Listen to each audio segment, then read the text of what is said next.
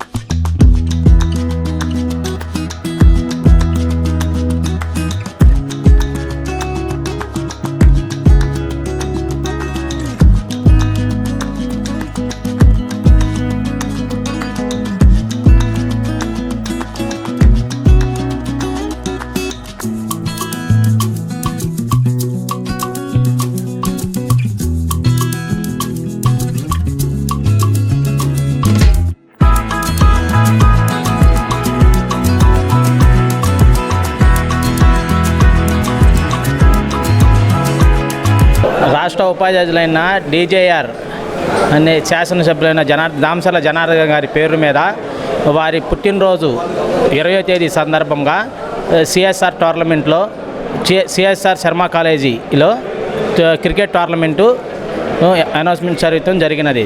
దీనికి గాను first prize 3 లక్షలు, సెకండ్ ప్రైజ్ 2 లక్షలు గాను, థర్డ్ ప్రైజ్ 3 లక్షలు గాను చేయటం జరిగింది.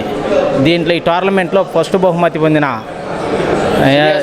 ఒంగోలు సిరి హాస్పిటల్ 13వ గాను 3 లక్షలు, సెకండ్ బహుమతి ఎస్ఆర్సి 11 ఒంగోలు ఎస్ఆర్సి 11 మూడో ప్రైజ్ జాగృతి హైదరాబాద్ టీము 3వ ప్రైజ్ గాను కొట్టింది.